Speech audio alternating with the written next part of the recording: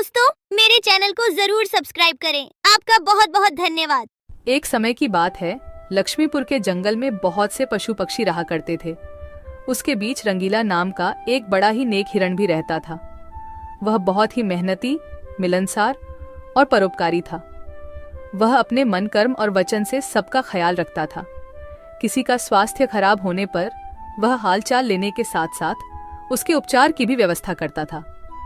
वह जहां रहता था वहां अपने मेहनत से चारों तरफ हरियाली रहता था। एक बार रंगीला स्वयं बीमार पड़ गया।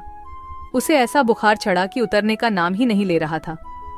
उसने स्वयं कुछ जड़ी बूटियां खाई, लेकिन कोई लाभ नहीं हुआ। उनकी बीमारी की खबर पूरा जंगल में फैल गई थी, लेकिन उसे देखने के लिए कोई नहीं आया। तब उसका मन अधिक मुरझा गया। उसे उठा नहीं जा रहा था। फिर भी वह उठकर थोड़ा आगे आया और उसने देखा कि 2 हिरण उनके इलाके में आ गए थे। वह उनके बड़ी बड़ी हरी हरी घास खा रही थी। उन्होंने जब रंगीला को देखी तो मुस्कुराने लगी। अरे रंगीला, कैसी है तुम्हारी तबीयत? हम लोग तो तुमसे ही मिलने आए हैं, तुम्हारा हालचाल जानने आए हैं। हाँ रंगीला, मैंने सुना तुम्हारी तबीयत बहुत खराब है, तो हमसे रहा नहीं गया, इसीलिए चले आए हैं।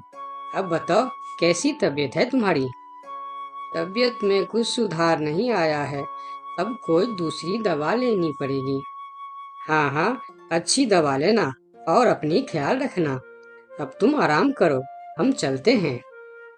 रंगीला मुड़कर अपनी घर के तरफ चला गया और इधर दोनों हिरण फिर से रंगीला के इलाके के हरे हरे घास खाने लगी। हमने इस जगह के बारे में जितना सुना था उससे कहीं ज्यादा पाया। रंगीला ने बड़ी मेहनत से ये गुलशन सजाया है। चारों तरफ हरियाली ही हरियाली है। देखकर और खाकर तबीयत खुश हो गई। अभी पेट भरकर खा लेता हूँ, फिर कल रंगीला से मिलने के बहाने आ जाऊंगा। हमें रंगीला से क्या काम, हमें तो यह हरियाली खींच लाई है। चलो, हम फिर कल आएंगे रंगीला से मिलने के बहाने। जब दोनों हिरण का पेट भर गया तब वह वहां से चले गए और अपने इलाके में जाकर वह रंगीला के इलाके के हरे हरे घास के बारे में तारीफ करने लगे। अरे भाई, यहाँ सूखे घास खाकर पड़े हो, वहाँ जाओ रंगीला के दरबार में, रंगीला का हालचाल पूछो और पेट भर के हरे हरे घास खाओ। बहुत अच्छा है रंगीला, उसके बीमार होने पर भी हमें हरे हरे घास खाने के लिए मिल रहे हैं। रंगीला बहुत अच्छा है, बड़ा ही नेक हिरन है, उसके बीमार होने पर भी हमें हरे हरे घास खाने के लिए मिल रहा है। इससे अच्छी बात और क्या हो सकती है। वहां बहुत सारे हिरण की टोली बन गई। वह सब रंगीला के पास पहुंच गए और रंगीला का हालचाल पूछने लगे। पहले तो रंगीला को इस बात की बहुत खुशी हुई कि कितने सारे लोग इनके हालचाल पूछने आ गए, लेकिन उसके बाद का नज़ारा देखकर रंगीला का सर चकरा गया।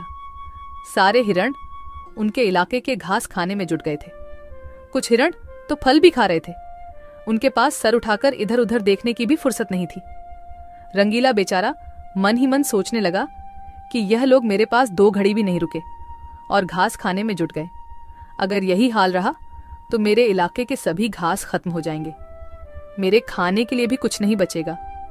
लेकिन उसके थोड़ा देर बाद ही उनका मित्र भालू वहां आ गया। उसके आने में देर हो गया था। माफ करना दोस्त, मुझे आने में देर हो गई है।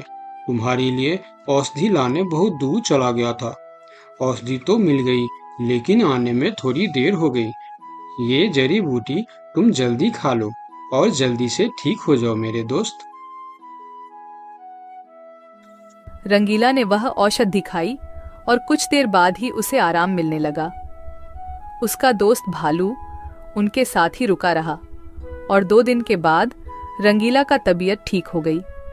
लेकिन उनके खाने के लिए न कोई घास बचा था, न कोई फल बची थी।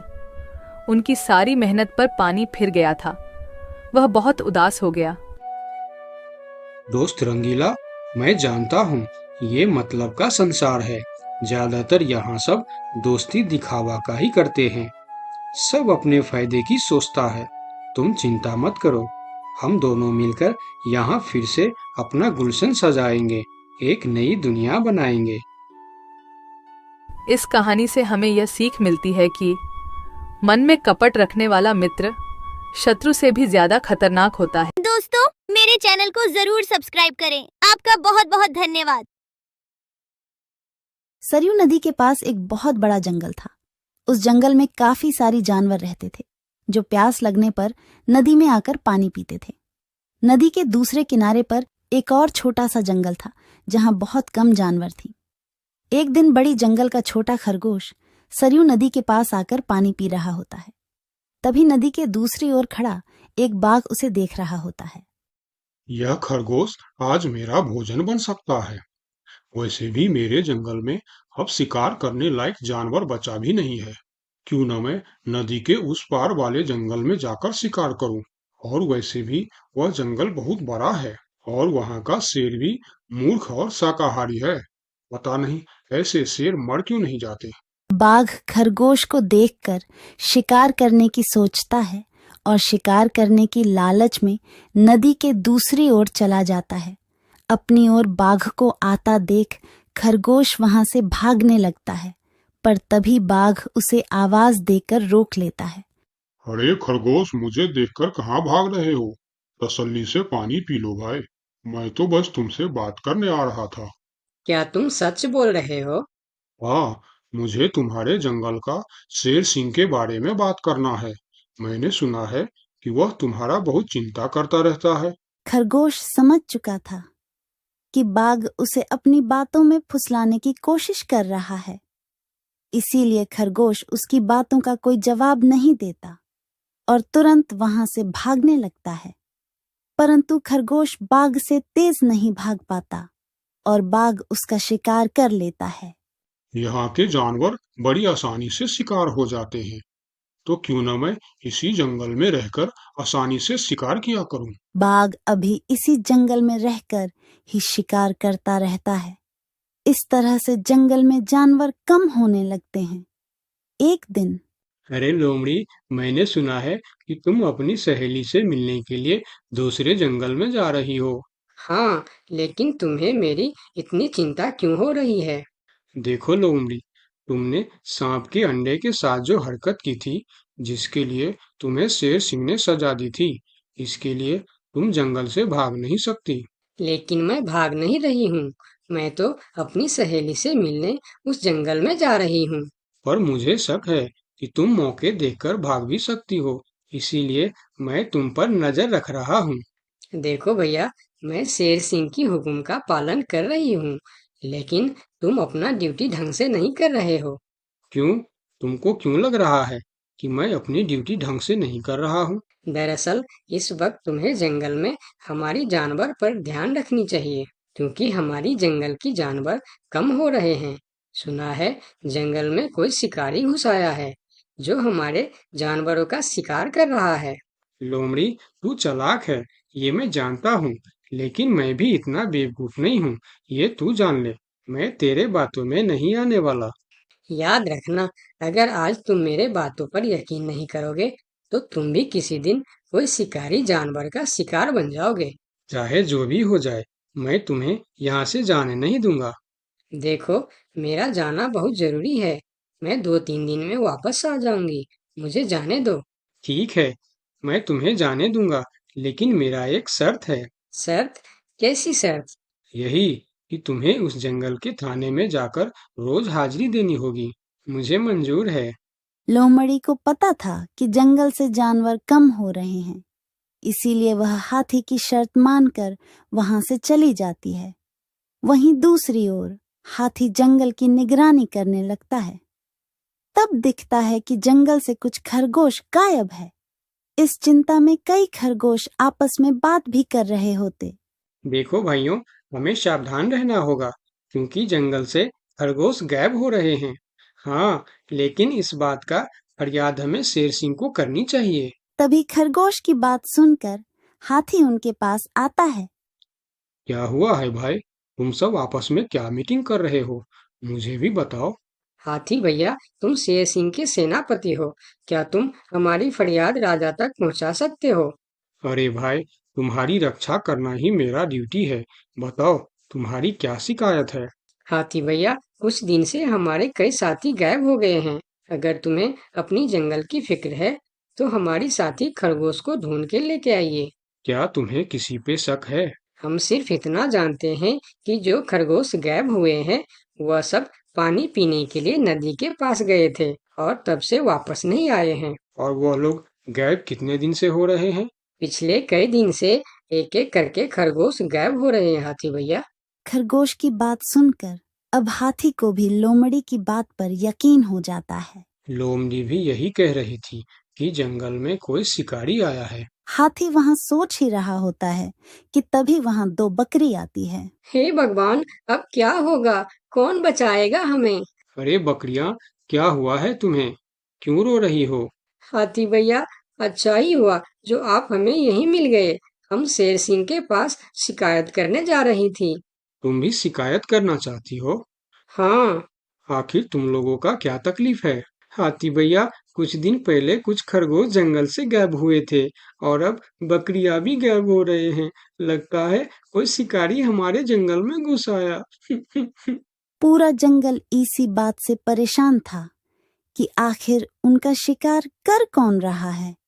अब वह सभी मीटिंग के लिए शेर सिंह के पास जाते हैं और सारी बातें शेर सिंह को बताते हैं, जिस पर शेर सिंह अपनी जंगल की जानवरों से कहता है, आप सब फिक्र मत करो, मैं बहुत जल्द पता लगा लूंगा कि यह काम किसका है और कौन हमारे जंगल का जानवरों का शिकार कर रहा है। तो अब हम क्या करेंगे शेर सिंह? आप लोगों से हमारी यह विनती है कि आप लोग जंगल से बाहर नहीं जाएंगे। जिसको भी पानी पीना है वह इसी जंगल का तालाब का पानी पिएगा।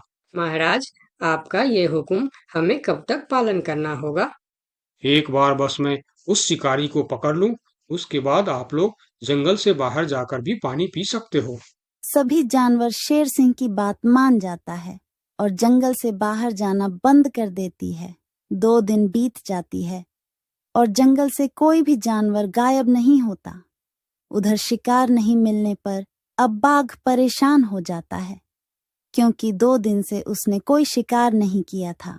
इतना बड़ा जंगल है, इतने सारे जानवर है, तो फिर यह कमबख्त जानवर पानी पीने के लिए बाहर क्यों नहीं आ रहे हैं? 2 दिन से मैंने कोई शिकार नहीं किया, भूख के मारे मेरी जान निकल रही है। लगता है अब शिकार करने के लिए नदी का किनारा छोड़ जंगल के अंदर जाना पड़ेगा। आखिर मैं भी तो देखूं, इस जंगल में सभी जानवर आखिर गायब कहाँ हो गए हैं। अब देखता हूँ मुझसे कैसे बचते हैं इस जंगल के जानवर। इतना बोलकर बाघ छुपकर जंगल के अंदर घुस जाता, जहां वह देखता है एक बकरी घास खा रही होती है। उस बकरी को घास खाता देख बाघ पीछे से उस पर हमला कर देता है और उसे मारकर अपने साथ जंगल से बाहर ले जाता है। ये सब एक दूसरी बकरी देखती रहती है। अच्छा, तो ये बात है। अभी मैं जाकर शेर सिंह को बताती हूँ। फिर बकरी सभी जानवरों को इकट्ठा करके शेर सिंह के पास पहुंचती है। महाराज, हमारे जंगल में दूसरे जंगल का बाघ घुस आया है और वही हमारे जंगल में शिकार कर रहा है। महाराज, वह बहुत तेज और बहुत दुष्ट शिकारी है। उसने हमारे सामने ही हमारे साथी को मार डाला, जो मैंने अपने आंखों से देख के आया हूँ। महाराज, अब आप कुछ कीजिए महाराज, नहीं तो हमारे प्रजाति खत्म हो जाएंगे।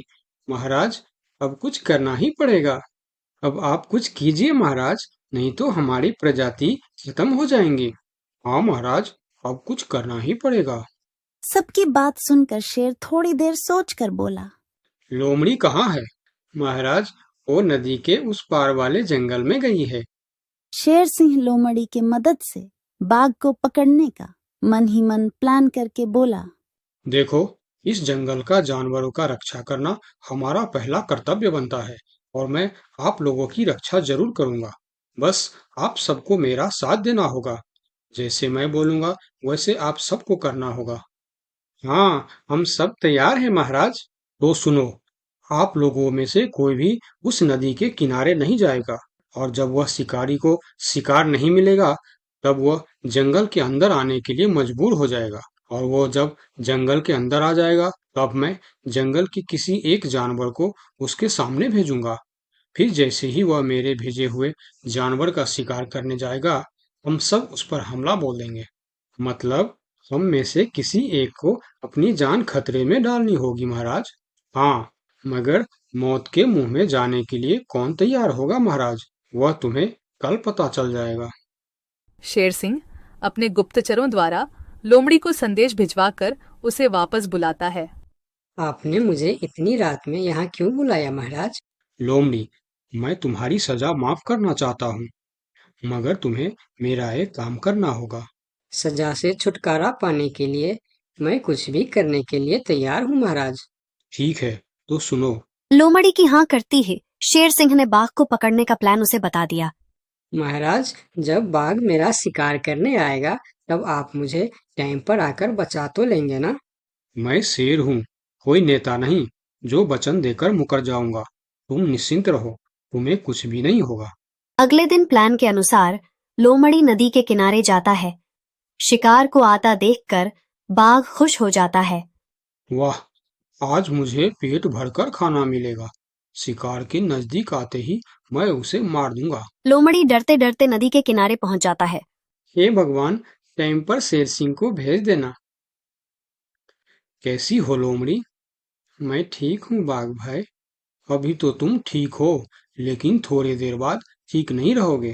क्या मतलब? मतलब ये कि मैं अभी भूखा हूँ, और जब मैं भूखा होता हूँ तो किसी का भी शिकार कर लेता हूँ। इतना बोलकर जैसे ही बाघ लोमड़ी की तरफ जाता है, वो शेर सिंह के जाल में फंस जाता है और वहां सारी जानवर आ जाता है। बाघ, तू शिकार के लालच में मेरे चंगुल में फंस गया है। अब तेरी कहानी खत्म। तुमने मुझे धोखा दिया शेर सिंह। जैसी करनी वैसी भरनी, मुहावरा तो तूने सुना ही होगा। बाघ, तू सबको धोखे से मारता था, इसीलिए मुझे तुम्हें भी धोखे से मारना पड़ा। मुझे माफ कर दो शेर सिंह, मैं हमेशा के लिए जंगल छोड़कर चला जाऊंगा। तूने हमारे जनता पर अत्याचार किया है, अब तुम्हें इसका हिसाब चुकाना पड़ेगा। साथियों, अपना बदला ले लो। शेर सिंह की आज्ञा मिलते ही सारे जानवर उस बाघ पर टूट पड़ता है। इस तरह से शेर सिंह अपने चालाकी और सूझबूझ से अपने जंगल के जानवरों की रक्षा करता है। इस कहानी से हमें यही सीख मिलती है कि धोखे का अंजाम धोखा ही होता है, जैसी करनी